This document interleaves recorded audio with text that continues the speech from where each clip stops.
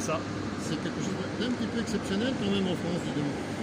C'est quelque chose d'un petit peu exceptionnel parce que c'est le caractère aussi de la Bresse. Après la Deuxième Guerre mondiale, quand EDF s'est créé, la Bresse avait déjà un réseau de turbines puisqu'on a éclairé pour la première fois la messe de Noël en 1902 ou 1903, je crois, avec de l'hydroélectricité de la Bresse.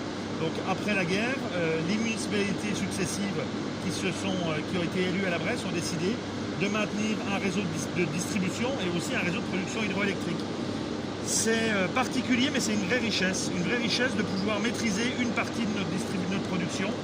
C'est aussi de l'économie pour notre territoire, c'est aussi des compétences et c'est aussi la preuve que l'on peut faire de l'hydroélectricité, mais qu'on peut aussi garantir la biodiversité, la continuité piscicole, etc. etc.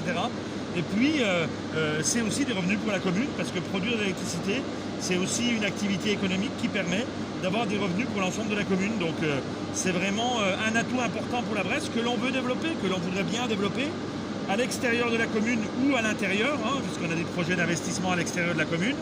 Mais on veut continuer à optimiser nos installations de production hydroélectrique à la Bresse, parce qu'on fait 20 à 25% de notre production, on produit 20 à 25% de ce qu'on consomme à la Bresse, et l'objectif serait de pouvoir encore augmenter cette part, parce qu'au moins c'est de l'énergie qui est produite ici et consommée ici, et quand on parle de carbone, quand on parle de circuit court, c'est un vrai atout et une vraie chance pour la commune. Et dans le budget communal, c'est important? Dans le budget communal, alors il va être voté ce soir, donc je vais vous dire que ça serait important. Oui, c'est important, mais pas que. Parce que, comme on a toujours dit, la régie municipale à la Bresse, c'est à la fois important dans le budget, mais c'est aussi à la fois important en service. On l'a toujours dit, même si la régie municipale ne rapportait pas d'argent, comme ça a été le cas il y a 2 ans, elle est importante parce qu'en termes de qualité de service, en termes de réactivité, en termes de qualité de service, c'est extrêmement important. 65% du réseau, par exemple, est enfoui à la Bresse. Donc en termes de paysage, de sécurité et de qualité de service, c'est important. Mais effectivement, c'est une part non négligeable qui est réinjectée tous les ans dans le budget de la commune pour l'ensemble des projets communaux, donc au bénéfice de l'ensemble des Bressots et aussi de tous ceux qui viennent nous rendre visite. Beaucoup d'employés à la régie?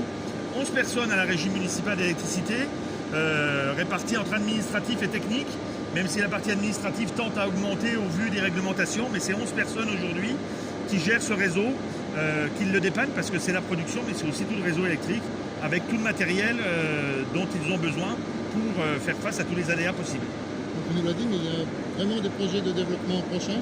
Il y a des projets de développement effectivement prochains. On est en partenariat pour un co-investissement avec Hydrocop, qui a un regroupement de régies au niveau national, qui a fait l'acquisition d'un certain nombre de turbines sur la vallée, que l'on pourrait acquérir en partie avec eux. Pour le moment, on met simplement, déjà nos compétences à leur service, puisque c'est nous qui exploitons les centrales. Hydrocop, c'est quoi? Comment? Hydrocop, c'est quoi? Hydrocop, c'est quoi? C'est un groupement de régie. C'est un groupement de régie au niveau national qui fait de la production hydroélectrique, qui sont très présents dans les Alpes et dans les Pyrénées, un peu moins dans l'Est, et ils veulent se développer dans l'Est. Et on travaille avec eux pour pouvoir avoir des pistes de développement, d'investissement et d'exploitation dans l'Est de la France. Merci Jérôme.